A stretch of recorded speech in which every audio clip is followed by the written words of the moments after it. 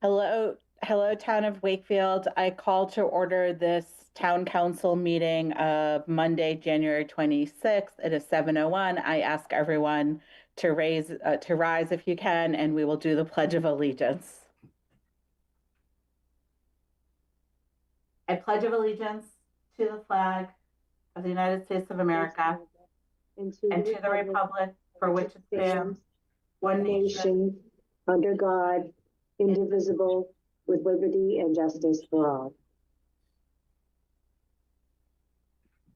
Thank you very much. So tonight we are via Zoom. We want to just thank all of our town employees that are out shoveling the streets and going back to our virtual days of pandemic. So just a little reminder for everyone, my fellow colleagues and people calling in, give us a little grace today as I'm depending on Sherry and Dee and myself to make this go smoothly. We will have to do roll call votes. I also ask, like, I can see all of you, but if you want to comment, raise your hand, use that function if you can physically raise your hand also. We will try to get to you, just asking for a little patience and grace. Also ask if you are going to speak, try to have your camera on. I think that helps. I know some people are having issues with that, but if you are going to speak, please have your camera on. And going to next, item 4, public participation. Sherry, is there anyone for public participation? No, I do not see anybody tonight. Okay, it is 7:03. Oh, Tom, yes, sorry. We are so delighted to have Tom back with us today, and I just want to give you the screen to say a few words. Chair, I would like to use public participation on this occasion. Let's see. Though I hope to spend the rest of tonight's meeting with you in my capacity as town council, it has been more than 2 months since any of you have seen me, so I wanted to use public participation to explain where I've been. On November 19, 2025, I received a diagnosis of acute leukemia. Later that day, I was admitted to Beth Israel Deaconess Medical Center, where I've been ever since, with the exception of a 2-day hall pass at Christmas. Leukemia is a blood cancer. It prevents the creation of normal blood products such as white blood cells to fight infection, platelets to promote clotting, and red blood cells to carry oxygen. I am about 2/3 through a planned course of chemotherapy that my doctors hope will kill off enough cancer cells to allow me to receive a bone transplant. After that, God willing, I should have a healthy immune system. I wish it had been possible to spend the last 2 months as an outpatient, which would have allowed me to work in my office while social distancing from everybody. Unfortunately, that has not been an option. With a weakened immune system, I managed during my 2-day release at Christmas to pick up COVID. And more recently, I also got pneumonia. But it's still my intent that as soon as my doctors let me, I want to proceed as an outpatient and pursue my life and my work on an almost normal basis. To date, I have ensured that the town's legal needs are met. I keep up an active correspondence by email and phone with Denise and other town officials. When personal attendance has been required, as at hearings, my colleague Yael McGinn has filled in for me at my personal expense. It has been the greatest honor of my life to have served as town council for 31 years for the town where I not only live, but where I grew up and went to school, where I raised my children, and where I hope someday to retire with my wife, Susan. I want to resume attending your meetings, albeit remotely, and I hope to continue to serve as your town council for some time to come. Thank you. Thank you, Tom. God bless you. Thank you, Tom. You are welcome to join whenever you can. We miss you. We know you are continuing to work and write to Dee and work on other issues. So we appreciate all that you do for the town of Wakefield. And we look forward to seeing you in person and returning. And we will not, once you come back to in person, we will not play jazz music in your honor. We'll find some other music to play. But thank you. And thank you for joining us today. And thank you for sharing all of that. Madam Chair, may I? Yes, please. I just have to say, Tom has not missed a beat these past couple of months. Anytime I emailed or contacted him, he was right back to me, helping and really making sure that we were in good hands. And so for him and Yale, thank you so much for continuing to take care of me.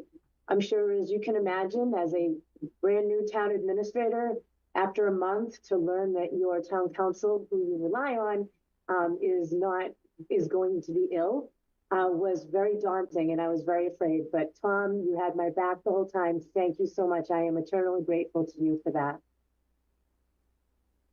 Councillor Chrisley?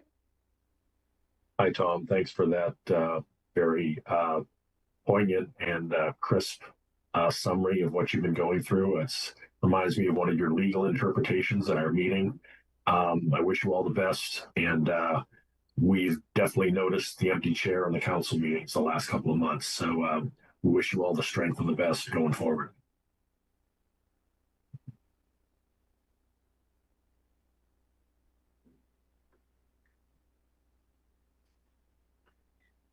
Okay, we are going to move on because I am sure we have legal questions that you will be very useful for coming up at this meeting. But thank you for joining us tonight. Okay, item 5A, public hearing, 703 asset naming. And because it's a public hearing, we have to take a roll call vote to open the meeting, correct? Correct, Madam Chair. Move to open the public hearing for the asset naming discussion. And can I have a second? Second. Thank you, John. Roll call vote. I'm just going to look at the Councillor Chrisley. Yes. Councillor Butler. Yeah. Councillor Carney. Yes. Councillor Constance. Yes. Councillor Fox. Did you say yes, Brian? Yes. Yeah. Okay. We can't hear you. You hear me? Oh, No? I can hear you now. So yeah. and Councillor Tynes? Yes. And myself, yes. And then can I ask Councillor Tynes to just do a little introduction of this hearing? Sure. So a couple of years ago, the town council had spent a significant amount of time discussing a policy related to the naming of town assets. And this was actually prompted by the development of the new high school, where we knew that this would be an issue that would be up for discussion as we thought about spaces in and around the new building. What we wanted to do was have a kind of robust, participatory, and also sort of thoughtful process around making some of these decisions.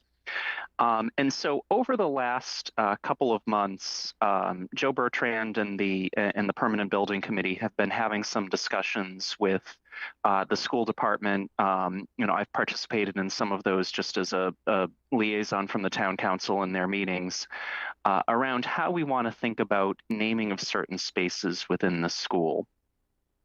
From a process standpoint, because the new high school is a new building, it starts with a blank slate, meaning that if the town council doesn't take any action, none of the spaces in the building would be named after anyone, which was something that I think the Permanent Building Committee, the school department, and eventually the council wanted to make sure we had some robust discussion on that. And so the purpose of this discussion today is to really walk through the recommendations from the school department as it relates to 4 spaces in the new high school or around the new high school that they would like to name. The names that they're going to recommend are carried forward from some of the existing names that exist within the current high school. But again, because the new building is a clean slate, we do need to have an affirmative discussion about whether or not we want to apply those names to the equivalent facilities in the new building.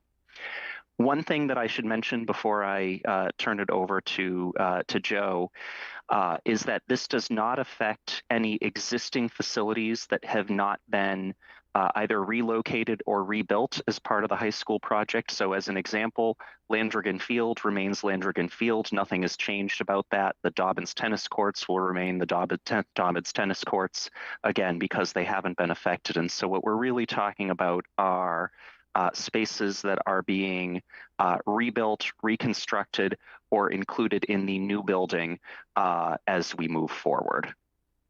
So thought it was helpful to share some of that context. And Madam Chair, happy to turn it over to you and Mr. Bertrand for the discussion.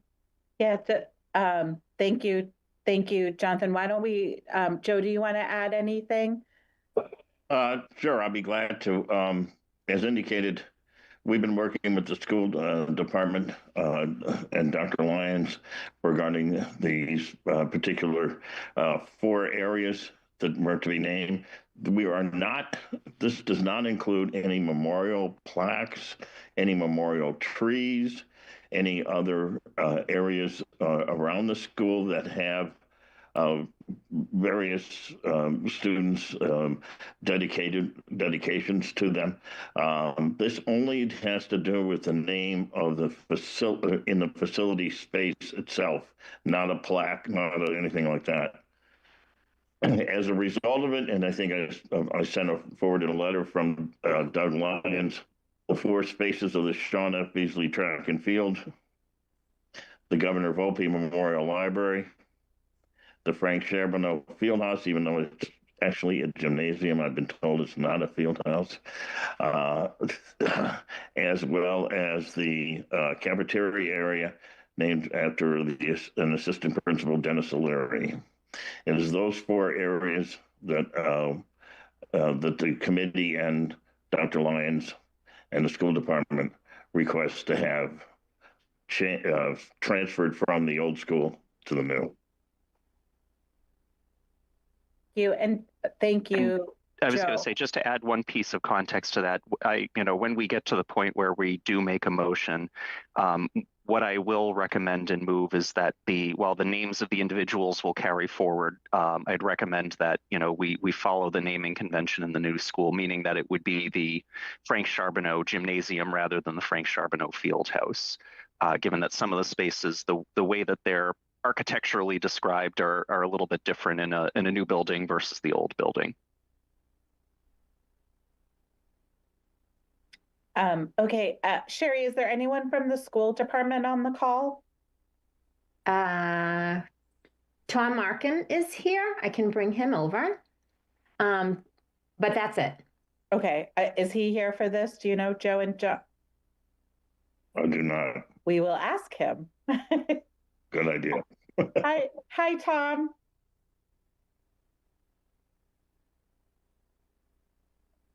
Hello, good evening, all.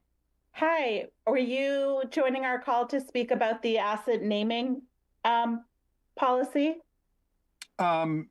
Yes, I suppose I was, just as the so good evening and happy snowstorm to all. I join as the chair of the Finance and Facilities Subcommittee for the school committee, just to really add support to what's already been said, certainly by Mr. Bertrand, representing the conversations that the Permanent Building Committee and the school department has had, just in support of carrying forward the existing names of the four facilities, to have them properly and appropriately continue to be named after the historical and important figures that had represented important parts of Wakefield public schools. So I'm in support of the representations being made. Thank you so much, school committee member Tom Markham. Okay, I see Councillor Carney, and then after Councillor Carney, we'll go to Councillor Butler. I just want to mention, Madam Chair, that I'm fortunate enough that I've actually known everyone who, and not only these, but the other fields and who we've named and honored them after, but especially the Beasley field, in the sense that former sports writer for the Wakefield Daily Item, Larry and O'Brien, and I are the ones who put that together. And it really essentially was twofold. One, the whole Beasley family was involved in the track and cross country in Wakefield, the men and the women.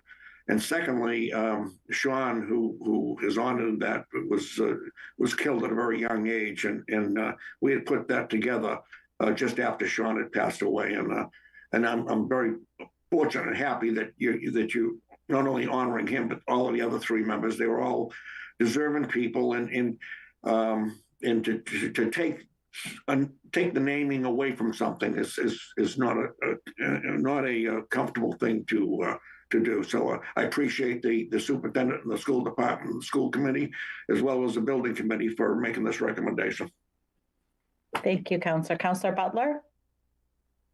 Sure. I think Councillor Carney clarified some of my questions. I think I understood. I understood I understood the long time they're employees of the high school, or well, what I have, the Beasley is a struggle. You know, I mean, he's one of the family celebration event. Because again, I think that in terms of naming convention, he's tragic that his life was cut short, but I don't think that should be like, if we were setting a precedent, I don't think that's a case for naming a piece of property over him. But again, I think Councillor Carney just clarified some of what some of the Beasley family had contributed. So I'm fine with it. If I may, we have worked with the Beasley family, and there's a memorial outside that we would literally spent an enormous amount of time and effort to carefully deconstruct it, and actually filmed while they did it, marked every stone, and then they are going to replace it exactly as it was by the use of that video. So. Thank you, Councillor Fox. Councillor Fox? So I know Governor Volpe. Who are the other people who are being honored? Is there anything about them? I know with the high school being built, the Beasley family was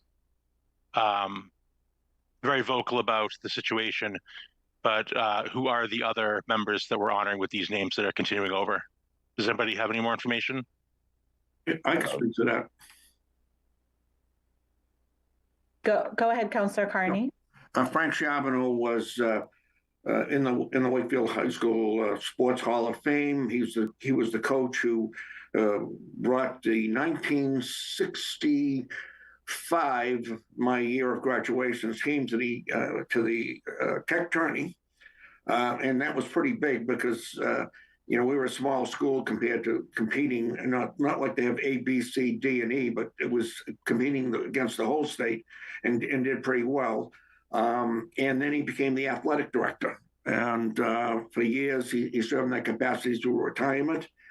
And then you talk, the gentleman, the vice principal, I should say, if you mention the name to me, I'll speak to him. It was probably he was the vice principal for decades, and he never left the job, just stayed there. And he was one of the more popular people in the high school. And the fourth one was, Madam Chair? Governor Volpe was the fourth one, but I think Governor Volpe, I think we got that one. We used to talk about Wakefield Democrat Republicans, because if you know the house on Water Street, right across from the liquor store down by Preston Street, there's a plaque on that because that's where Governor Volpe lived, and my family, the Carusos, my mother's family, the Caruso, we live right around the corner. So you actually everybody knew the Benedettos and people who were related to the Volpes. And if you notice, a lot of low number plates or vanity plates in Wakefield is because Wakefield had an in with the governor. And in fact, if you see the plate 8, that's his niece who just retired at the age of 78 as a teacher at the Dalbert School. So there's a strong. Jan and I have been friends for years. We were born a day apart. So it's a great relationship we had back then, and obviously, so if you need any other questions, I'd be glad to answer them. I should also mention Wakefield Memorial High School does house the Governor Volpe archives as well. Correct. That's correct, and that's going to be replaced in exactly as it sits in the present one. There's going to be a separate room, just as there is in the new building as well. Any other questions from? I just have to follow up, I guess. So, John and Joe, I guess I'm like still. I guess I'm a little concerned about the track, just because it's a young man who died 51 years ago. I don't really get what I don't get what it was in other than we've got one person from the family, and that's one of the things for I hate for us to be doing something because of pressure to keep something that, that again, it is a clean slate. It is an interesting question. Is this, John, you put forth to name this the track. What was it right after he tragically died, or was it 20 years later? I was captain of my senior years outside outdoor track team. His brother, Glenn, the oldest member of the family, was captain of the indoor track team. And the older brother, Glenn, is a fellow veteran, 3 silver stars and 2 purple hearts in Vietnam. And that's a proud thing to say about a fellow classmate. We graduated 61 years ago.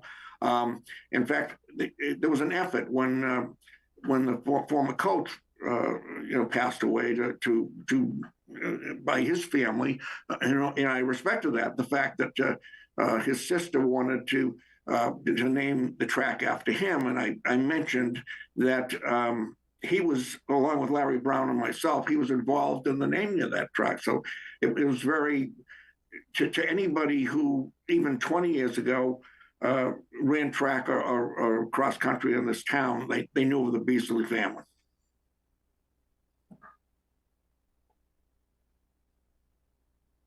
I just mentioned there is a memorial for that coach that's right next to where the new track is going to be. And that was the whole Beasley family was there at that time. Coach DiComandria, a wonderful man, and served the town well.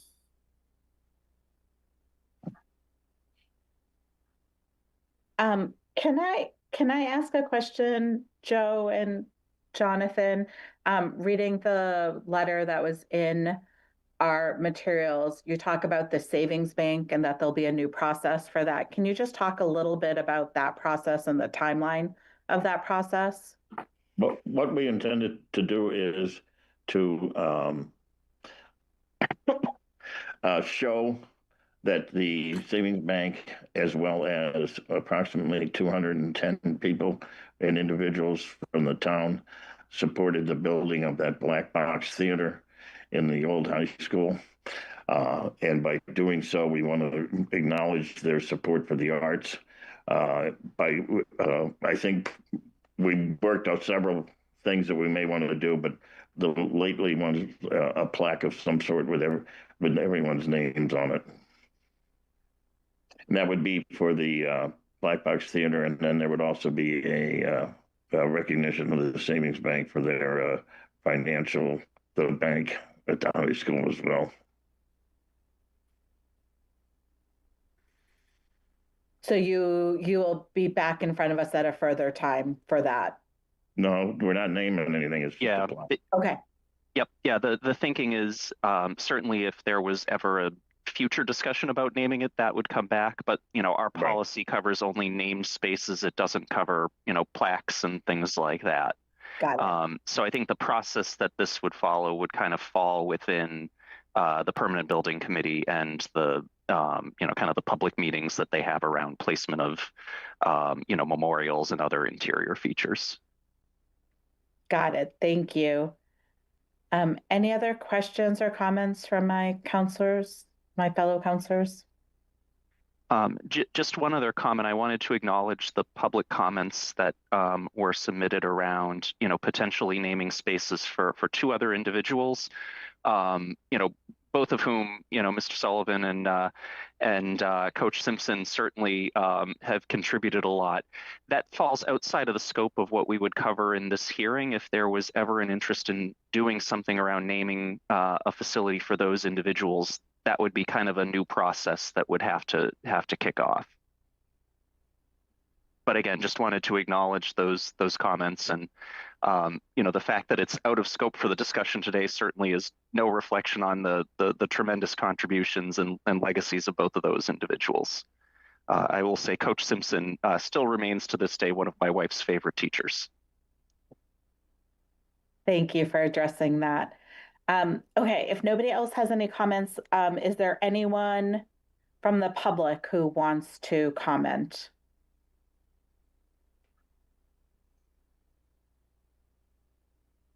I don't see anybody, Maureen. Okay, good. just checking. Okay. So do I have a motion then? Yes, Madam Chair. I move to name the following facilities in the new Wakefield Memorial High School. 1, the Sean F. Beasley Track and Field. 2, the Governor John A. Volpe Media Center and Library. 3, the Frank Charbonneau Gymnasium. And 4, the Dennis O'Leary Dining Commons. Second. Great. Motion made and seconded. Any further discussion? Okay, roll call vote. Counselor Carney. Yes. Counselor Chrisley. Yes. Counselor Butler. Yeah. Counselor Constance. Yes. Counselor Fox. Yes. Counselor Chines. Yes. And myself is yes. Thank you. Thank you, Joe, for all the time that you've put into this. We are excited. We know there is another tour of the high school being scheduled. Right. So we can see all the updates, and we just thank you all. Thank the entire team for all this work. Thank you. Thank you very much. Thank you. And thoughts and prayers with you, my friend. thank you. Okay. Madam Chair, I move to close the public hearing. Second. Great. Roll call vote. Counselor Carney. Yes. Counselor Chrisley. Yes. Counselor Butler. Counselor Constance. I got it. Yes. Yes. Yeah. Counselor Fox.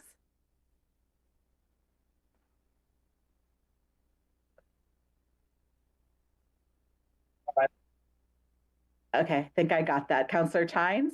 Yes. Okay, and myself, yes. And thank you, Tom, for joining us as well. Thank you for that. Moving on, perfect timing, moving on to the next agenda item. Madam Chair, move to, actually, I have a question before I make the motion. Is this item, do we need to open the public hearing if the license application is being withdrawn? No, we do not. Okay, and are we confirmed that the license application is withdrawn? Yes. Yeah. They sent a note and it was uploaded with your meeting material. Okay. So we don't So have to do anything. So I don't think I need to do anything then. We just, right, Sherry, we don't need to do anything? No.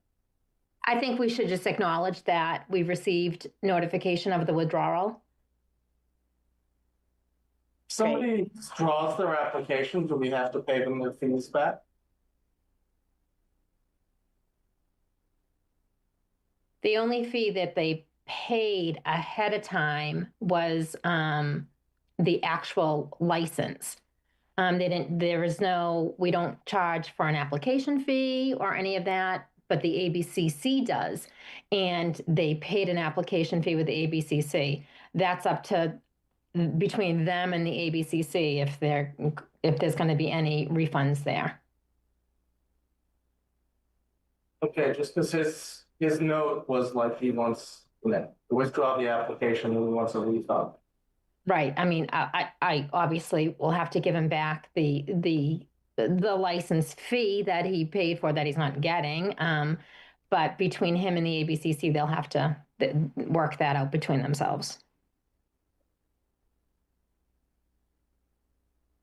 Okay, thank you for that update, Sherry. Moving on to item 6, we are starting with our fiscal year 2027 budgets. I will pass it to Dee. Thank you, Madam Chair, and welcome to budget season, everyone. This year, we will be having budget presentations that will include the department heads, even for big departments that you're used to seeing, but also smaller departments that haven't attended in the past. So first on the agenda is Budget 5, which is our legal budget. And you have all the materials in Govenda. As you can see, very, very modest changes to this budget. Basically, we went into this cycle, asking departments for level service budgets when they could do so. And I am very happy to say that many of the departments went back and sharpened their pencils. And I think the council will be pleased with how fiscally responsible your department heads are. But looking at this budget in particular, personal services is going up 2%. Contractual services will be level funded. Materials and supplies will be level funded, as will the legal damages line. And I know that I believe Tom is still on the call. Tom, if you want to comment at all about your budget? Yeah, thank you. And I think I would just note that my understanding, anyway, of the 2% increase is that is the same as has been awarded to all non-represented personnel. That is non-union. Okay. That is my understanding as well. Yep. Any questions from the council?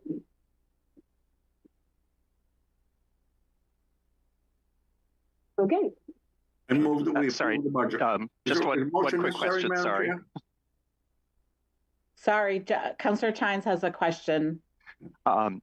Just one quick question. I know the contractual services, we typically set that as a plug, based on any kind of outside counsel we need to hire. I assume there's, nothing we're anticipating that would suggest that number would be too high or too low as we look ahead for fiscal 27. No, there's nothing in the offing that causes me any heartburn about hiring special counsel or also hiring expert witnesses, engineers, that kind of thing, people who could testify in court. This number is all but uncontrollable and has it sometimes gone very high when, for example, we've had expensive environmental litigation. And it has also been fairly high when we've had a lot of union negotiations or arbitrations. To the extent that I can reduce those costs by handling the arbitrations myself, I have done so in several cases. As for actually negotiating the collective bargaining agreements, though, our policy has been that that's to be handled exclusively by the town's collective bargaining council. Great, thank you. Thank you. And then Liz, did you have something to add? I did. I just wanted to make note that line is also used for any labor council for collective bargaining agreements or grievances and arbitrations and things like that. So thank you. And thank you for joining us for these for all these budget discussions that we will have. We appreciate it. Councillor Butler?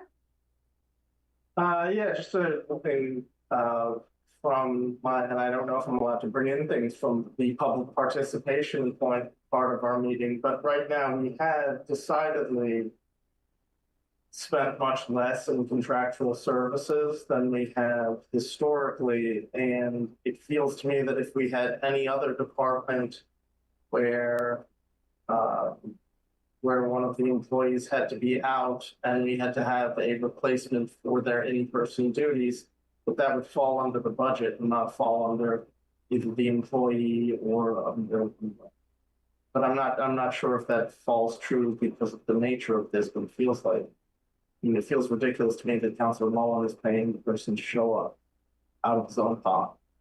Is I guess what I'm saying. That's there's plain spoken, Councilor Butler, is that feels like he should be, that should be something that should be expensible, but perhaps it isn't under the framework. So it may be that I would have a decent argument if I wanted to take some FMLA time or whatever and have the town fund a short-term alternative town council. I would much prefer not to treat my relationship with my best and favorite client in that way. And so I continued to try to serve as active a town council for Wakefield as I can be. And when necessary, and only when necessary, my associate, Ms. McGann, fills in for me. Again, there are some things I just can't do because I can't leave this room. I hopefully we're not going to be looking at that for very much longer.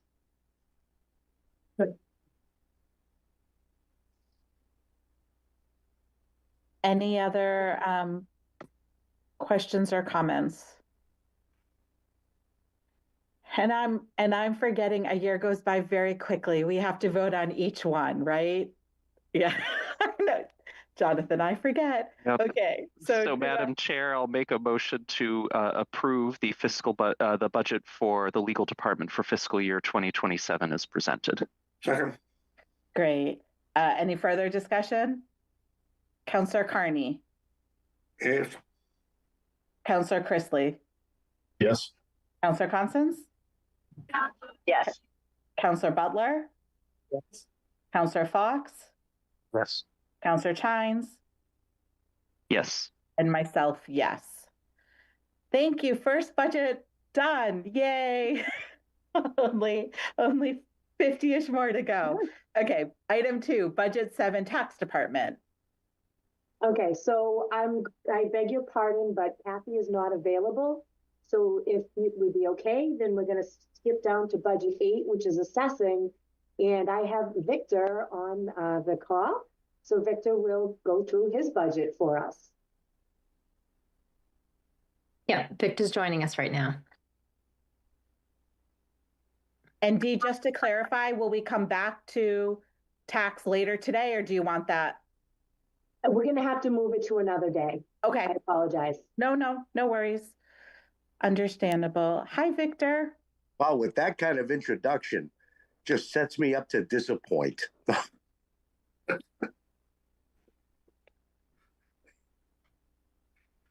All right. Take it away, Victor. Oh, you expected me to have actual numbers? Do you want me to share my screen? I think yes. Could you put, Liz, could you please share your screen? Yes. So you can recall the beautiful numbers that we came up with.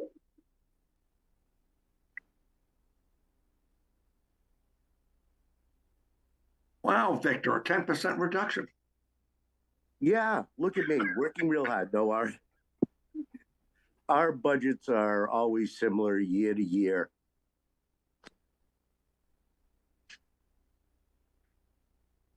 Without much deviation, except in some outside services where we contract with real estate research consultants to handle personal property, and they go out and inspect so many accounts a year.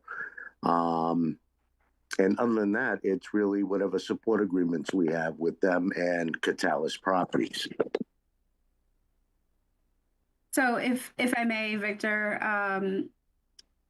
the professional services is increasing for FY27 by $5,700, and printing and stationery is increasing $250. There is also a decrease on travel within the Commonwealth of $100. And any increases within personal services would be contractual. And I also will note that the supervisory contract will be up, so that figure is not included in this budget at this time.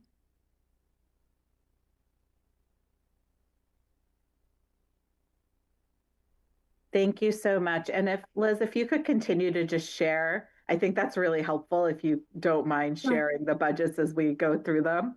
Not a problem. Councillor Chines. Thank you. Mr. Santinello, could you just give us a little context around the contractual services increase, the personal services increase in contractual services? Well, the contractual services, our largest expense is each and every year. If you're a business owner in Wakefield, you would have recently received what's called a form of list. We send out, probably around 1,200 to every business in the community. And with those returns, this company that I've been using all 30 years in my profession, pretty much, reviews all that stuff for additional personal property items to be taxed. They help us with our new growth numbers. And more importantly, they help to make sure that each and every account in the town that we do tax is as accurate as possible. Got it. And the increase this year, is there any particular driver behind it? They've expanded their operations, and the average cost went up about, I think this year with what we included is, as opposed to $50 an account, I think it went up to $55 roughly. Okay. You will also note, Councillor Chines, that to date that line item has spent $31,120. So yep, that does reflect the cost that we're being charged per unit. Got it. So you actually led to my second question, which is, do we think that the $6,000 increase is sufficient, or is there something driving the higher amount of spend year to date? We try to get it right each and every year, but as we close into when they visit our community, invariably there's a handful of accounts that for whatever reason may have some problems associated with them, repeated, maybe abatement filings or what have you. So you never know if you'll have 20 of these or 30 of these for them to go out and see on top of what you've contracted them for. Got it. So our the sort of interpretation of the spending for fiscal 26 is that we just had a disproportionately high number of those types of situations? We had a good handful. Okay. I wouldn't say disproportionate amount. Some years, I mean, we don't have any. But as anything goes along, you know, someone may not complain the first year of a minor issue. You know, the issue may compound. The second year they call, they get in the pile and get it addressed. Okay. Thank you. Councillor Butler. So, Victor, hammering that point home, these people you've been clients of for 24 years, the last 3 years, it was 9,600, then 20,000. Now we're halfway through the year and they did 31,000. We're putting in 27, which if they're really, you know, I'm hoping that that 31 is not an expected doubling for the second half of the year. Well, the fiscal year ends June 30th. Right. So you've already spent 31,000. You're already 10,000 over budget on that line halfway through the year. And the budget, not even the budget, what we actually spent 2 years ago was 96. So they went from 9,600 to nearly 21,000 to nearly now over 31,000 in the first 6 months. I don't think if you're saying it's not a disproportionate increase, then we kind of need to know what's going on. Have they radically revamped their pricing, or are they just seeing how much pain we can take before we say no? If I may, we can always circle back on this and, vote on this budget at another evening, and I can get the data behind these figures as to, how many, units were charged on what invoice and how many total overall units have been charged. So, is it possible that this is the multi-community payment, that we're just paying for all the communities? Absolutely not. Absolutely not, Council. no. Just, Liz, how much in total has my department spent, say, over the past 5 years in this line, regardless of when it was charged? I mean, I don't have that info handy, but we're always averaging around the same amount.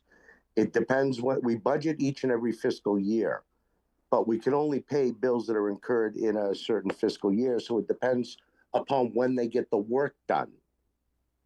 I can't pay a fiscal 25 bill with a fiscal 24 purchase order.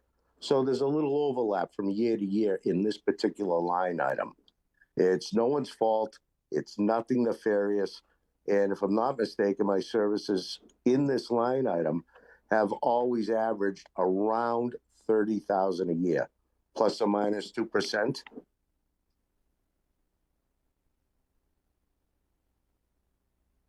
Councillor Chines? Just a follow-up question on that. My assumption would be that most of these sort of requests for reviews that the vendor would work through probably hit around the time that, kind of the updated tax bills go out. And so is it fair to assume that the 31,000 is probably not that's probably not 50% of the spend, just given that you'll have a bolus of work that happens after the new tax bills go out? That would be correct. Yes. Okay. So this would be an area where there's a little bit of timing as we look at the actuals for the first half of the fiscal year, which that does give me a little bit more comfort that if we thought we were kind of looking at another 30,000 for the remaining 6 months. I'm comfortable with this. I do think that this might be something where we may also be seeing the impact of, kind of a little bit of sort of kind of bill shock for people, given that, the first tranche of the high school debt exclusion hit tax bills this year, and obviously there'll be a second tranche next year.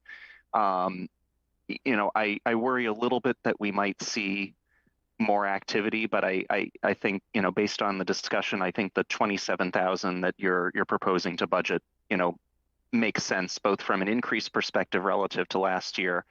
And then obviously, there's always going to be a little bit of a margin of error given, just some of the vagaries of how these things work year over year. Councillor Fox? Curious, Victor, you said you used them for a very long time now. Have you ever put it to bid with another similar company, or is this really the only one in town?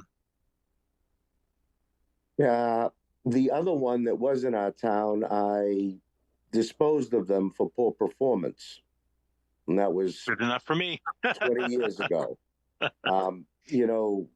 There are companies that will stand up and try to bid this stuff. But this company has consistently been doing it. They don't charge outrageous prices, and they help tremendously with the calculation of new growth in the personal property sector. Thank you. Any other questions or comments?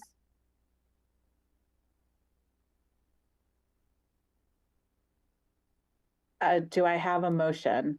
Yes, Madam Chair. Move to approve the Assessor's Department budget for fiscal year 2027 as presented. Okay. Any further discussion?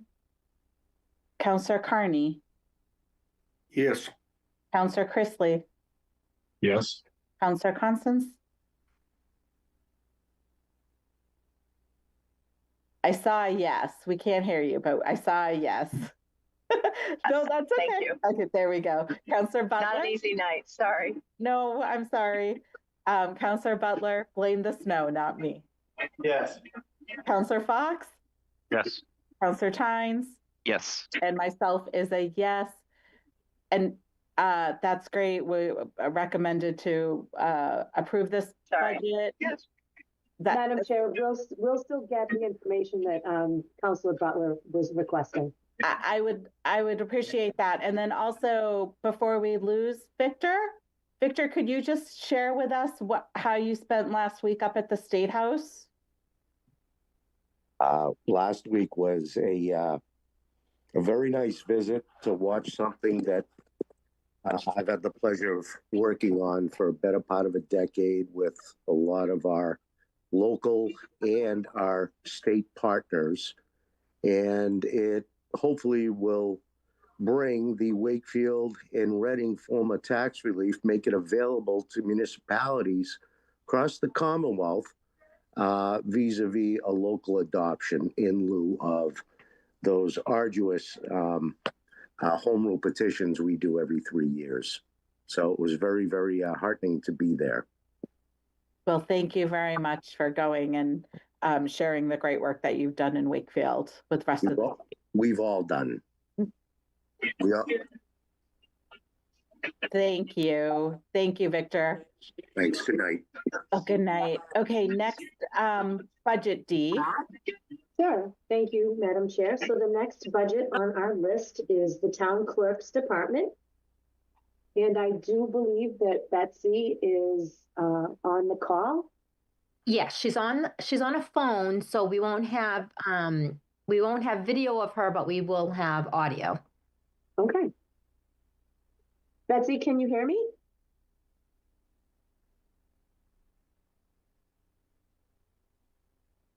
She just needs to unmute her phone. Betsy, can you unmute your phone so we can hear you?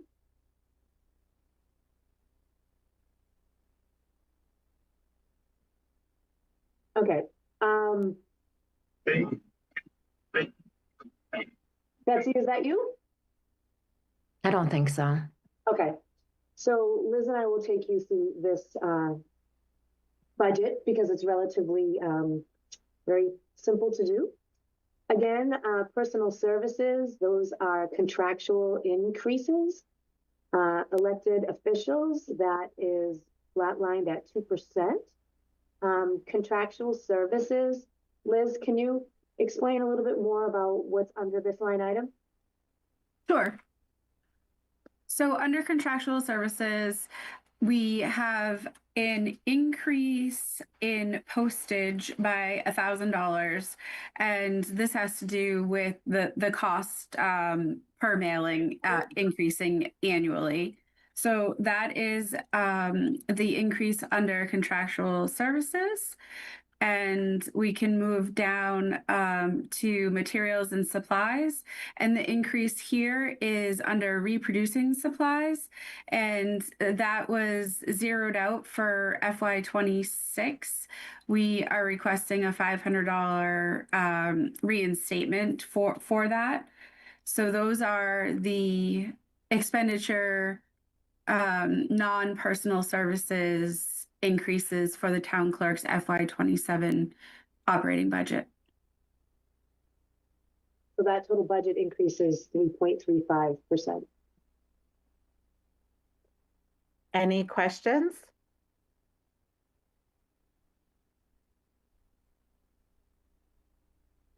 Okay, do I have a motion? Yes, move to approve the town clerk's budget for fiscal year 2027 as presented. Second. Any further discussion? Okay, Counselor Carney. Yes. Counselor Chrisley. Yes. Counselor Constance. Yes. Counselor Butler. Yes. Counselor Fox, Counselor Chines, Yes. and me, yes. Thank you. Okay, the next budget is the election and registration budget. Sure. So this budget also is from the town clerk's office. So looking at the backups for this is the personal services are increasing just based on the need for staff in FY 2027. Contractual services, that's also will be increased for postage, it looks like. Betsy's done a good job of really cutting down on that street listing budget and printing those books that are very expensive. So I know this looks like a big department increase of 19.95%, but all of the backup materials are in appropriate expenditures. So if anyone has any specific questions, we can field those for you. Yes. Liz, The increases for personal services is driven by the amount of elections that will take place in FY 27. That's why that particular line item tends to ebb and flow, because different years have required different needs for elections. Happy to take any questions.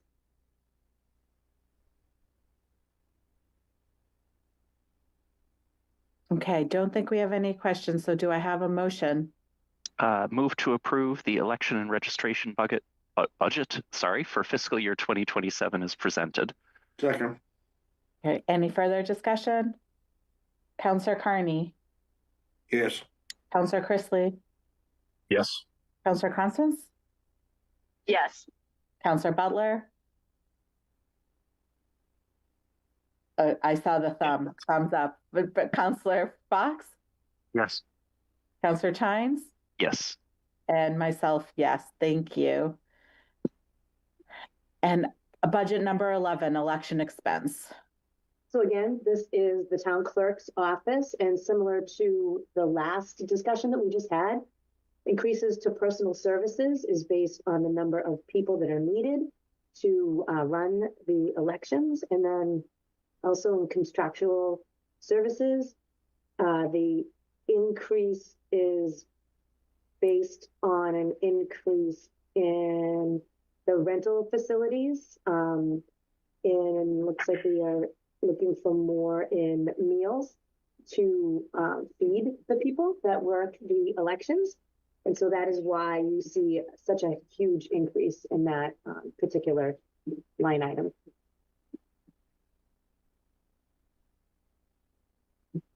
Any questions? Liz, do you want to jump in with anything? No, you covered it. We went through each one of the town clerk's budgets that fall under her purview, and made sure that we captured the expenses that need to take place during an election. In the past, Betsy had been paying for all the meals herself and not submitting for reimbursement.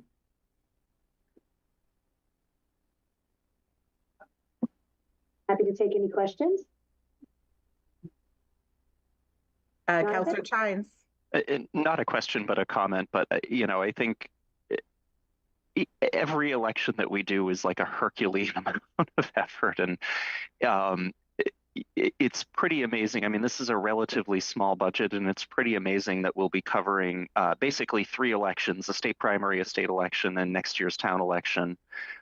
For a total of $25,000. So just a note of thanks and appreciation, not only for the clerk's office, but all of the wardens and folks that they hire for the day of the election to kind of pull this off. It is a lot of work, and I feel the simplicity of the budget really doesn't do that work justice. Counselor Butler? Yeah, I guess I wonder around the advertising number. Like, we've mucked about with this for a long time. It seems like it It had gone up in 25 and then pulled it down last year, but our spending was still higher. And this is even before what's the advertising again for? I think it's advertising in the item.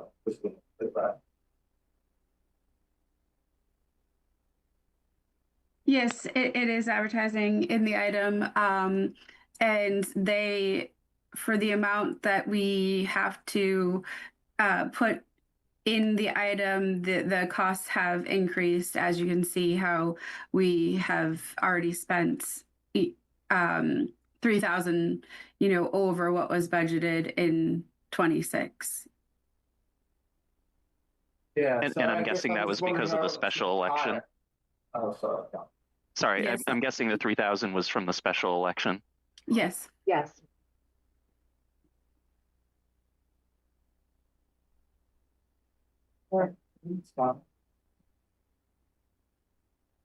Okay, do I have a motion? I move to approve the election expense budget for fiscal year 2027 as presented. Second. Any further discussion? Councillor Carney, Yes. Councillor Chrisley, Yes. Councillor Constance, Yes. Councillor Butler, Yeah. Councillor Fox, Yes. Councillor Chines, Yes. and myself, yes. Thank you. Moving on to Budget 12, the Finance Committee. So, Madam Chair, this will probably be the fastest of the budgets that we look at. There is absolutely no increase to this budget in any of the line items. Happy to answer any questions. Anyone have any questions, including the former Finance Committee staffers, committee members? I think this is a vastly overinflated budget, but I will say it's.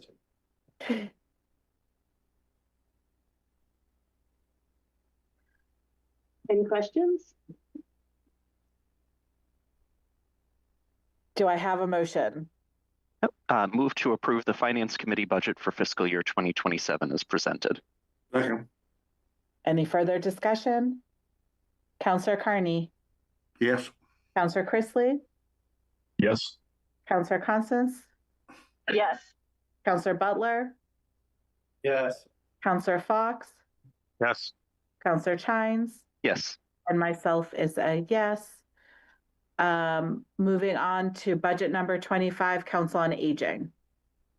So, Madam Chair, I'm happy to say that we have a comprehensive presentation from Karen Burke, our COA director. So, Karen, are you on? I'm on. Can you hear me now? I can hear you now. Oh, there I am. Okay. There you are. Hang on. Welcome. Karen, are you going to share your screen or do you want me to leave this up?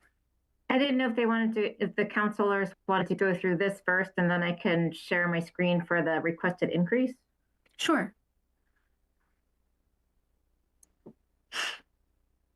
Am I talking or are you talking, Liz? I'm sorry. You can, Karen, and I'll chime in if you need. Okay. So we primarily are level funding in most lines. We are asking for an increase in 2 areas. We're asking to increase our driver hours and we're asking to increase our social work hours. So those would be under the personal services. I will just note the social work hours that are being requested is being paid from the COA formula grant.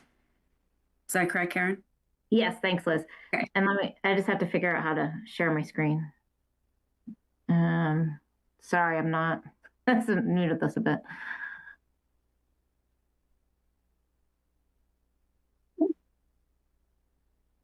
Oh, let's see. Share screen. Did that work? Can everybody see my screen? Not yet. Karen. I may need somebody to walk me through. I apologize. When I hit share screen, it's and then you click on whatever screen you want to share and then hit share. So I'm on my laptop with the one screen. So if I pull up the PowerPoint, I can't see the, oh, wait, maybe I'll do that. And then share screen. Did you all get the handout of the slideshow I sent? Perhaps I could talk through it if you have it, because it's not letting me share my screen for some reason. Yeah, they have both the PowerPoint and the handout. Okay, so if you want me to go through the PowerPoint, I apologize, I'm not able to get this to share. Sherry, are you able to share the screen? Let me check here. I just don't know if we can do it from Govinda, but let's just try. If we can, that would be great. If not, then we all have it. Karen, want to try again? Just make sure that you have the PowerPoint open, and then when you get to, then you can go back to the Zoom screen and then share. And then once you hit share, you should be able to see your PowerPoint that's open, and then you just double click that. But I'll look for mine too. It would be great if you could see it, because she did a lot of work on it. And there it is. Yeah. Yay. Oh, good. Okay. Okay, thank you. Sorry, thank you for your patience. So these are just some pictures sharing with our mission statement for the Council on Aging. The mission of the Council on Aging is to advocate for, promote, and support the social health and economic needs of the community residents age 60 and over. We achieve this through education, outreach, and the delivery of inclusive and responsive programs and services. So I was here earlier this month and talked extensively about the expansion of the senior center and the HVAC modernization. So I'm going to move on from that unless anybody has any questions. And there is an operational efficiency I would like to share that we did. We changed the way we do our newsletters. We had gotten feedback that people were receiving the newsletters that didn't want them. We were mailing them out to people who came to the center on a regular basis. So we did a survey over a couple of months offering people to call and remain on the mailing news list, or to choose to receive it electronically or pick up a hard copy. And after doing that survey, we had a huge savings in the amount of postage we were using and in labor for our volunteers. So it really an estimated $17,000 in annual postage and savings for hours was gained from that change. And the other bonus is, because we're mailing it to less people, we went from mailing it 6 times a month to now mailing it 12 times a month for those who choose to have it mailed. For our prior year accomplishments, we continue to host a wide range of programs, including educational offerings, fitness and wellness classes, entertainment and social activities, and access to social services and resources. We successfully renewed our designation as an AARP age-friendly community. We were able to have AARP come out and present us that plaque at our grand opening in May. And I wanted to share some of our interdepartmental and community partnerships. As many of you know, we have Dave Mangan, our VSO, who is right in our building, and he hosts monthly veteran coffee socials. He does the veteran food drive-throughs, all right there at the senior center. So that's a nice addition and easy access for people to visit have veteran access and be right there with the seniors. We have some great partnerships with our recreation department. The recreation department is able to use our expanded space for classes such as mindfulness and fencing. And the fencing instructor works with us every year to add a senior fencing class that he holds prior to the regular rec department classes. With the health department, we collaborated on various grant opportunities, hosted flu clinics, and we work with them for various educational opportunities, primarily flea and tick prevention and heat-related illness and prevention. We continue to work with the Youth Council and the public schools with our Snow Angel program. The Snow Angels were out and very active today. And we have intergenerational programming such as Seniors to Seniors. And we have a student volunteer from the high school who comes and does tech support with our seniors a couple of times a month. Sorry, just one moment. Counselor Constance, can you put yourself on mute? Thank you. Oh, sorry. That's okay. No, it's okay. Just okay. There's a little background. Go ahead, Karen. Sorry to interrupt. Thank you.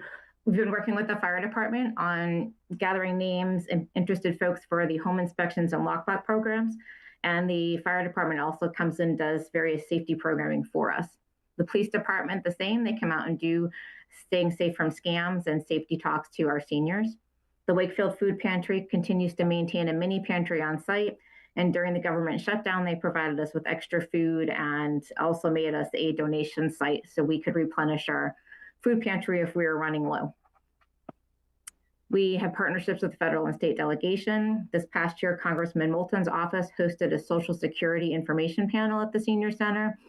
And our new space also afforded him the opportunity to meet with a constituent in a private office space upstairs.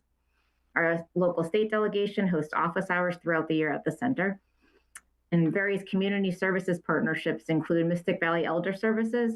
I sent out with the information the handout from them for the fiscal year 25 service report of services they've provided to Wakefield residents.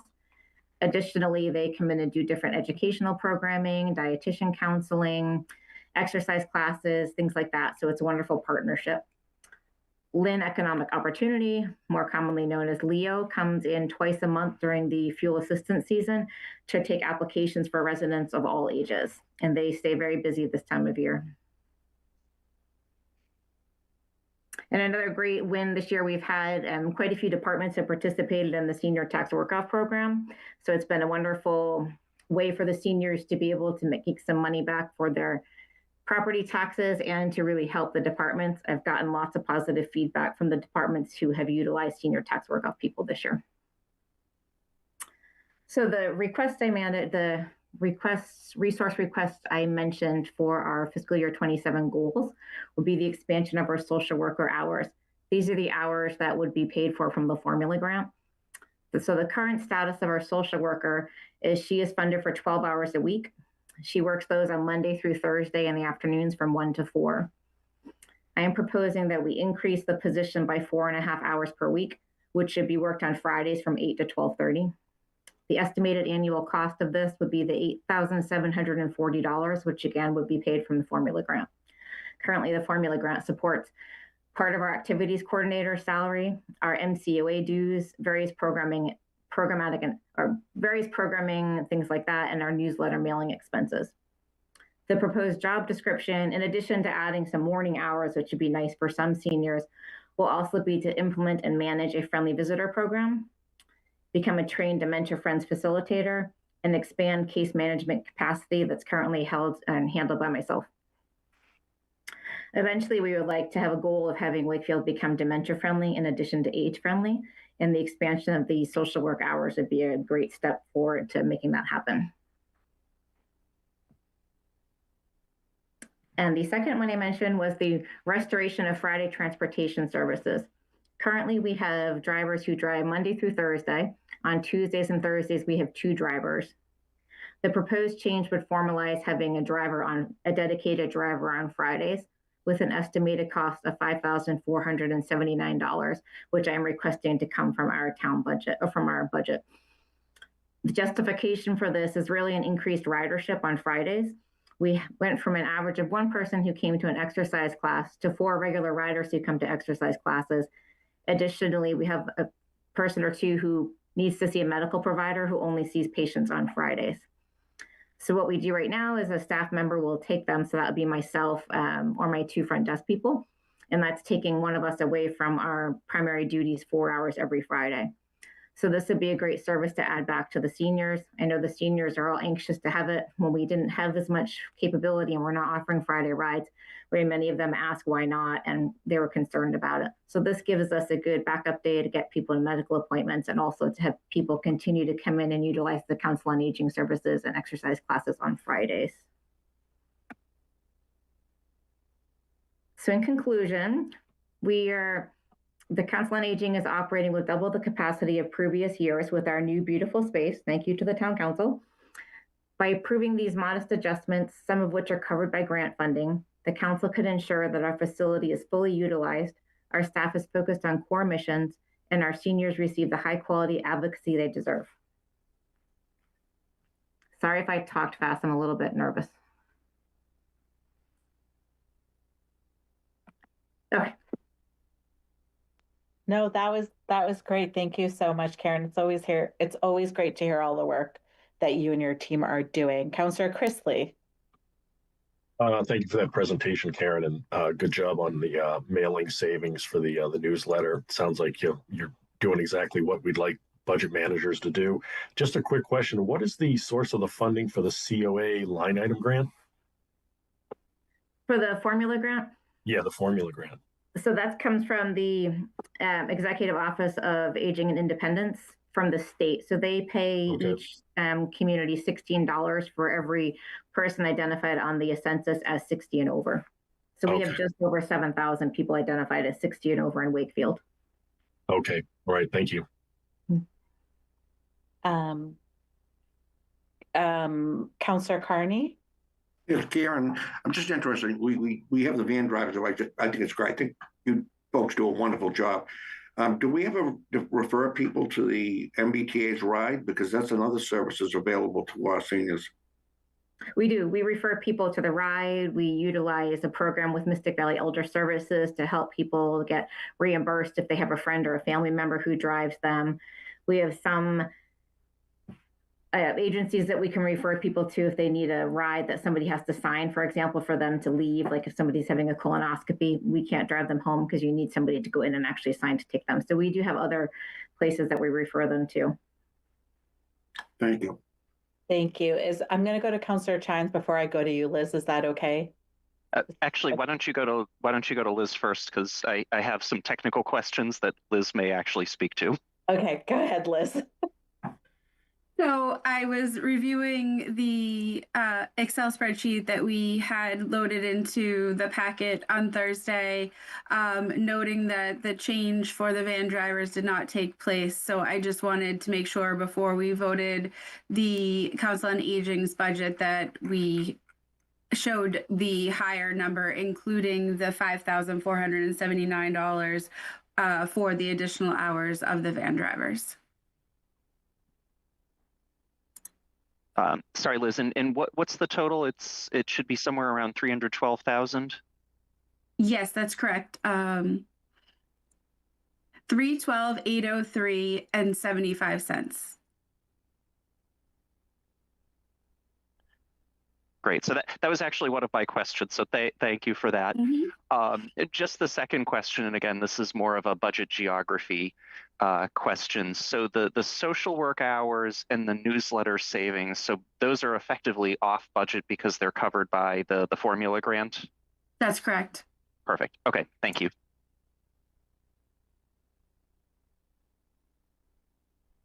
Any other questions? Thank you, Karen, for that great presentation. Thanks.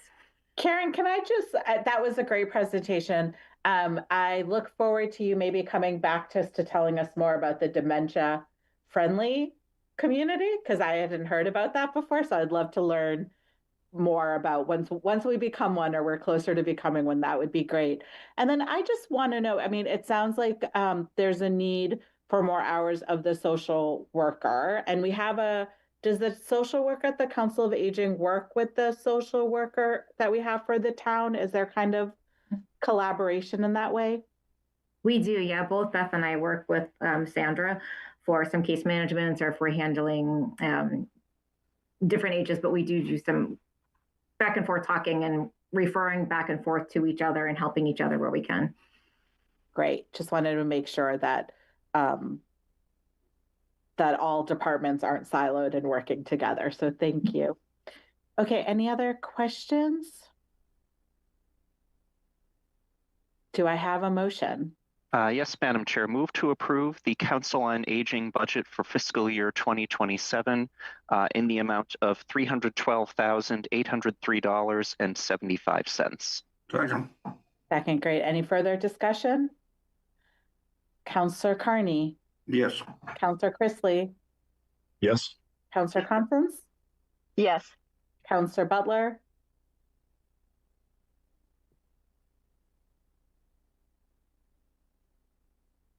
Yes. Okay, I saw a thumbs up. Thank you. Councillor Fox? Yes. Councillor Chines? Yes. And myself, yes. Thank you. Thank you, Karen. Thank you, councilors.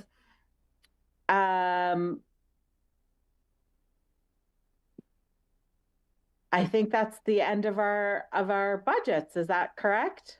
Yes. Did you want to talk about the Mystic Valley handout, or was that separate?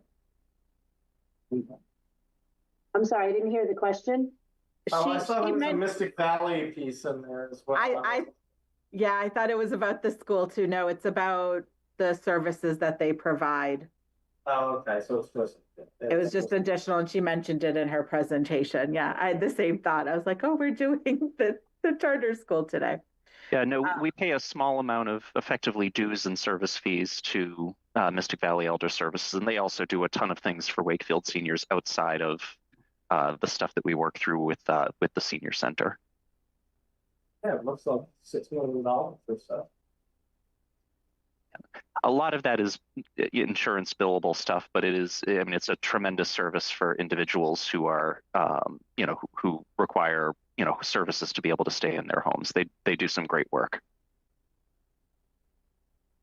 So Dee and Liz, I feel like you might have said it, but is there a number that you're asking departments to try to meet? So we came out with basically level services.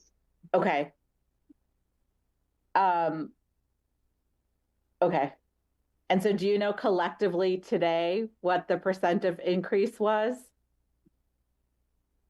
Of these departments? I don't have that offhand. Liz, do you by any chance? We can get that for you.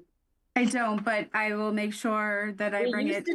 It's not the most helpful, but it just kind of, we used to do that in the past of kind of like the average of all of these is a X% increase, or just if we don't need to do it tonight, but I think in the future we used to kind of just do that. I know we do it on each individual, but then I think collectively it just gives us a better idea of how on track we are. And yeah, then it also kept that running tally as we went through each of the budgets, which I always found helpful too. So I'm sure I have copies of prior years, but it would be great if we could see those too. Absolutely. Awesome. And then D/Liz, but do you want to explain for people watching what the process is now that we approve this kind of first week of budgets? In terms of what happens moving forward? Yeah, finance committee. Yes. So this week, these same departments will be meeting with the finance committee and to offer the same presentation, as will all of the different departments. A little bit different this year. Department heads will be coming to both this meeting, and the expectation is the finance committee meeting as well. It's given me the opportunity to learn and get to know the department budgets a lot better. It also gives the departments the opportunity, like Karen just did, to highlight and showcase for both the council and the community all the excellent work that they are doing with people's tax dollars. That's great. Thank you so much. Okay, moving on to the agenda that I just lost. Item B, appointments, Human Rights Commission. Madam Chair, I move to approve Karen Ishino as the student representative on the Human Rights Commission for a term ending June 30, 2026. Second. Great. Any further discussion? Just a quick note, Kara and her family are actually my neighbors. Really excellent choice for this. I mean, great student, incredible young person, and I think really just espouses the values of leadership and of respect that I think we want to see in the Human Rights Commission. So I'm really happy to see her recommended by the superintendent. And just Stacy, she's already been participating on an informal basis and very enthusiastically. So it's a great addition. That's great. Thank you, Councillor Constance as the liaison. And okay, any other questions or comments? Councillor Butler? Quick question around why would we? I think she sounds like a great one. Why don't we do that appointment sort of at the beginning of the school year or at the end of the previous one? It just feels odd to do an appointment, February 1 that lasts till June 30. Like, why wouldn't this be done earlier in the year for them, or be done in advance of their next year? Like, why are we doing a February appointment for June 3rd? That just seems, I mean, that's, yeah. I think in the past they've happened at the beginning of the school year. I don't know if it just got missed this year. Oh, sure, no problem. Kara, like I said, Kara's been participating since November. It just administratively takes a little while to formally pass the nomination from the superintendent's office over, step by step. So there's, she, like I said, she's been participating. I guess technically that counts as a delay in the appointment, but what can you do? Let's make a little note, Sherry, that at our, I don't know, July meeting to kind of reach out to the superintendent to pick somebody September or October and get that letter officially to us. Will do. Thank you. Kara Junior. Kara's a senior. Oh. Yeah, So she's not even going to get credit for it. Yeah, typically. Yeah. Well, thank you, Kara, for agreeing to sign on and for volunteering early. I had a motion and it was seconded. Roll call vote. Counselor Carney. Okay. Counselor Chrisley. Yes. Counselor Constance. Yes. Counselor Butler. Yes. Counselor Fox. Yes. Counselor Chines. Yes. And myself, yes. Thank you. Moving on to the Veterans Advisory Board. Madam Chair, move to appoint Shelby Natinkin to the Veterans Advisory Board for a term ending April 30, 2028, and Kevin Yost to the Veterans Advisory Board for a term ending April 30, 2027. Second. Okay, any discussion? Yes, Madam Chair. It's the first time that I have ever, and I realize there are other husbands and wives serving on committees in town, but it's the first time I've ever voted for a very distinguished husband and wife who served their country to this position. And it's very enjoyable to see Shelby coming back to this town and serving in this capacity. We're all benefiting from that. Thank you. Anyone else? Okay, let's vote on it. Counselor Carney. Yes. Counselor Chrisley. Yes. Counselor Constance. Yes. Counselor Butler. Yes. Counselor Fox. Yes. Counselor Chines. Yes. And myself, yes. Thank you.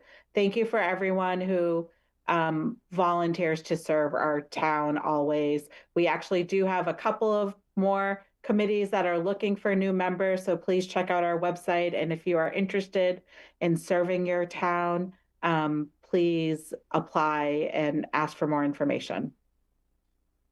Item C, a donation to the fire department. Madam Chair, move to accept donations to the fire department in the amount of $3,000 from Gilbane Building Corp Company and $250 from the Zara family with thanks. Second. Great. Any discussion?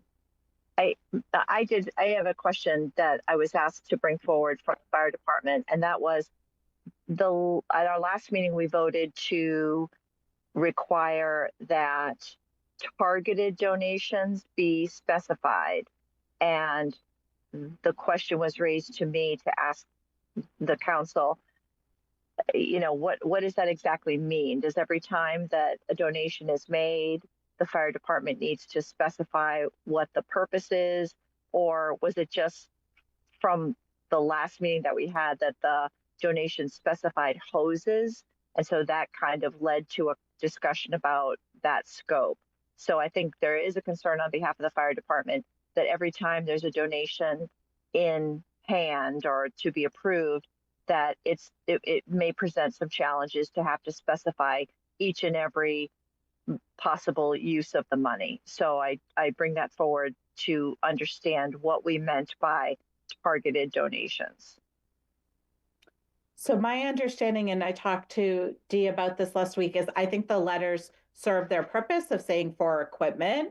I think when they're just so specific and we don't have any other information from the chief or the department, that was just a little concerning. And so these letters, I'm content with these letters of explaining what the donations are for. Just generally speaking, though, right? Because, like, for example, the library donations, I don't think we've ever said what is the purpose of this donation or where is it going.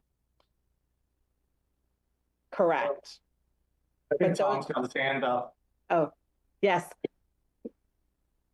Solicitor Mullen. Yeah, this is all governed by Chapter 44, Section 53A, which requires that any donation that has strings attached, those strings have to be specified in some kind of donative letter. And the Board of Selectmen in most towns, or the town council in ours, has to decide whether to accept the money subject to those restrictions or not.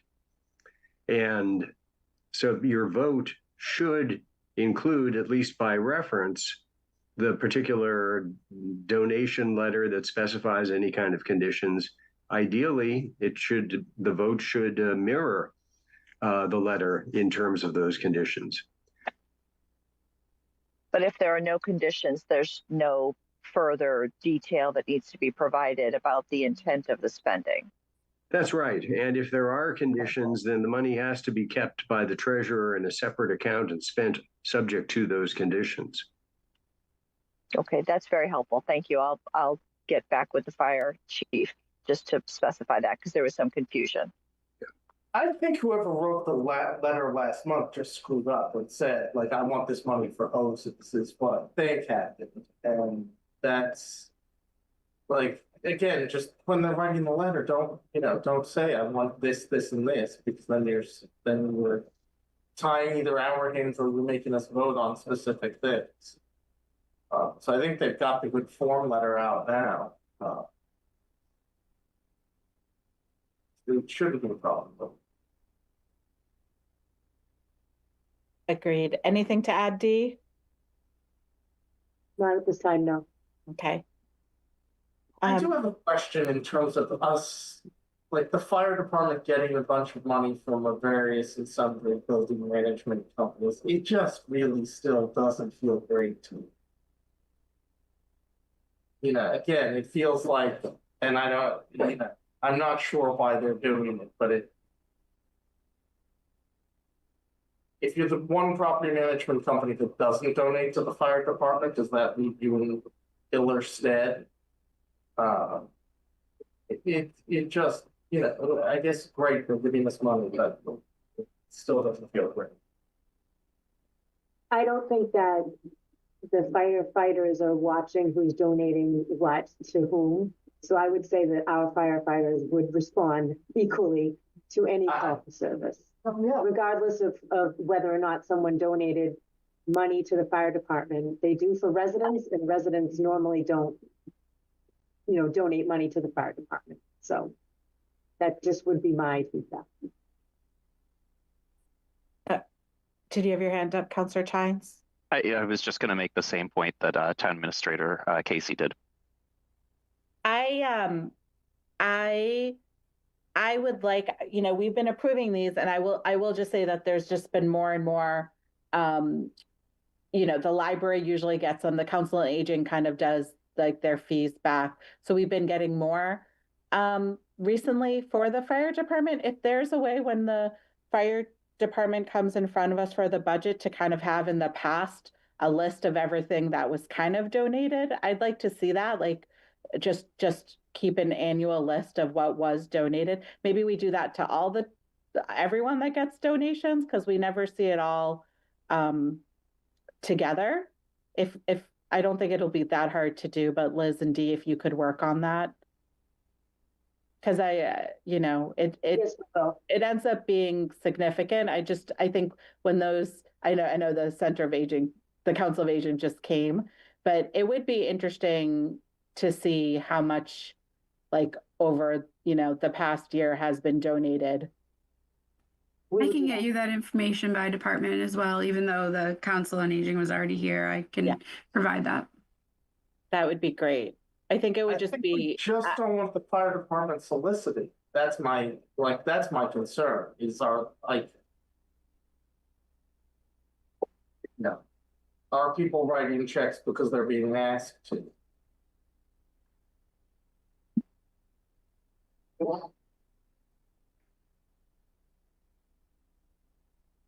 Councillor Carney? I know where Doug's coming from on that. I mean, I really be concerned if the building inspector got donations. So I mean, I understand there's a contrast there, but I trust that the fire department as a whole is accepting this as a gift, as well as the police department as a whole in those cases, and so I wouldn't. In either case, I wouldn't think that any one of those departments would ever do it for any other reason for the benefit of the membership of the department and the safety of the community. So I think that's the big difference. Thank you. Tom? Yeah, I was going to say that the State Ethics Commission has a ruling about this that says, one, that obviously you can't use coercive practices in trying to get what should be a completely free donation. And two, that the person who asks for the money, that is the solicitor, cannot be somebody who in his professional capacity has any kind of power over, control over, or discretion with respect to the person he's soliciting. If any of you town council members ever wanted to go out and ask local businesses to make donations to the fire department, I'd tell you not to do it for that reason. I don't know who, if anybody, made solicitations here. There may not have been a solicitor at all.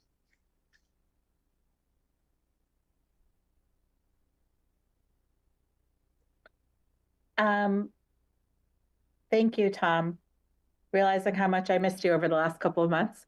Do town employees have to do like a conflict of interest or ethics training? Yes, they do. They do. And annually or just when they? It's annual. Annual? Okay. And we keep tabs of everyone doing that going forward? If Yes. Yeah. Okay, great. That was really helpful and it's good to know. And we thank everyone for their donations. And I think we still have to vote on it. So going around, Councillor Carney. Yes. Councillor Chrisley. Yes. Councillor Constance. Yes. Councillor Butler. Yes. Councillor Fox. Councillor Chines. Yes. And I am a yes as well. Moving on to item D. Madam Chair, move to approve the request from the Wakefield Independence Day Committee to use the Galvin Middle School parking lot from April 19, 2026 through April 26, 2026 for the Carnival fundraiser for the 4th of July celebration. Okay. Any comments or discussion?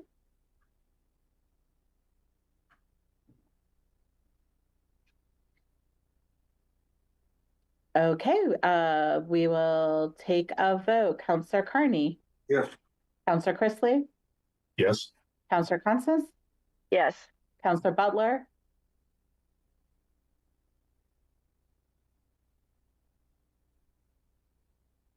Yes. Thank you. Councillor Fox. Yes. Councillor Chines. Yes. Myself is yes. Item E. Move to approve the town council minutes for January 12th, 2026. Okay. Great.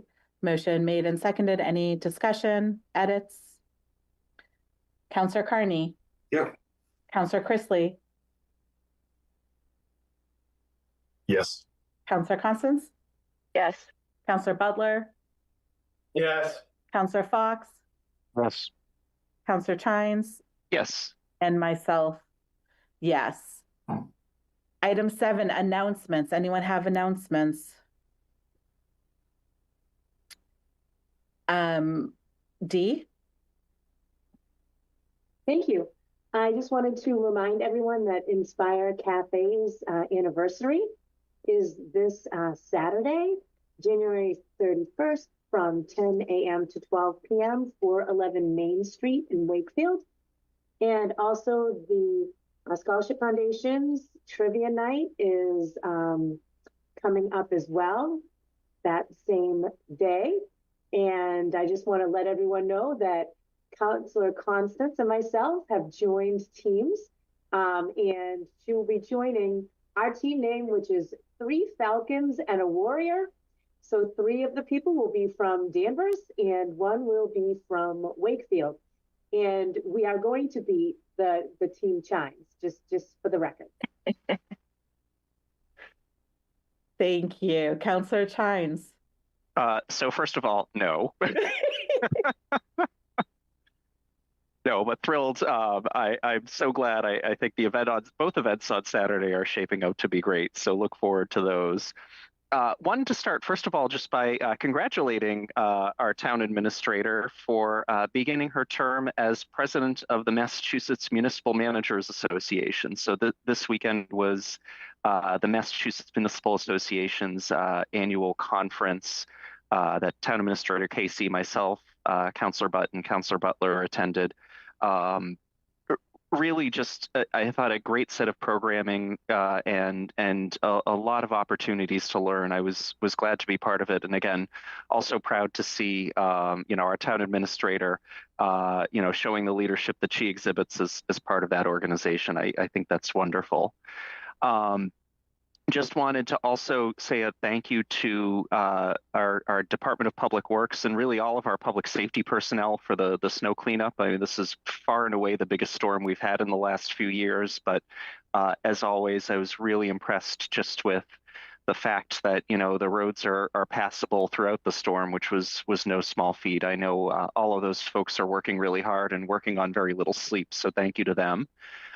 And then finally, just wanted to mention that I will have office hours. Actually, I'm not sure if the library will be open tomorrow, but if the library is open tomorrow, I will have office hours at the library from 6 to 7:30, and look forward to catching up with people there.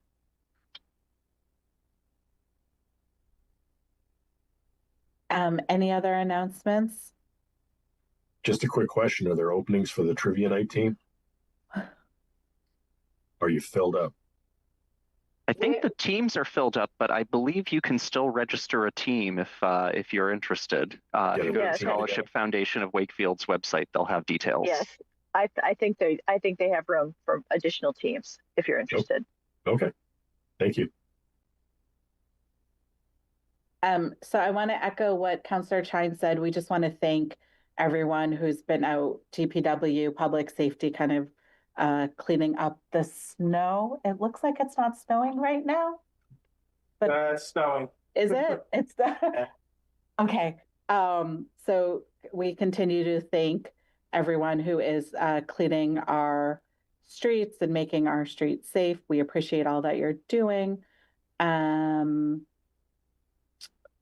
Yeah, please convey D onto Joe and his team our thanks. And then also just in my announcements, I just want to thank WCAT and Sherry and Dee for making this meeting virtual today, so we didn't have to skip a week and all of us didn't have to drive in the snow. So thank you, WCAT and Sherry, and especially for making this happen and pretty seamless. Okay, item number 8. Matters not anticipated for the agenda. Anything that we need to work on, vote on? I don't think so. Do we have a motion to adjourn? I raised my hand. Oh, sorry, I didn't see it, John. That's all right. That's all right.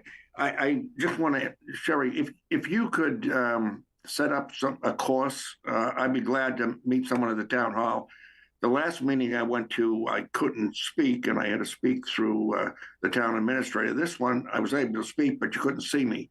So I'm having some different technical problems here that I could use some help with.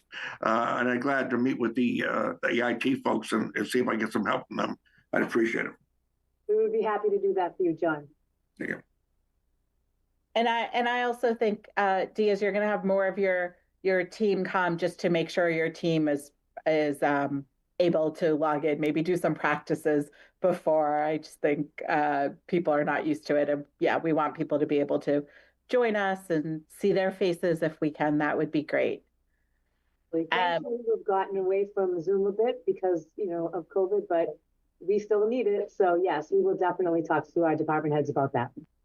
Awesome. Thank you so much. A quick question then, since I think we're all moved, like everybody's moving to Office 365, are we going to be switching it over to Teams, or I will are have we to check switching away with IT from on Zoom? Do you think? Yeah. that. I will check with IT on that, Doug. Thank you. Okay.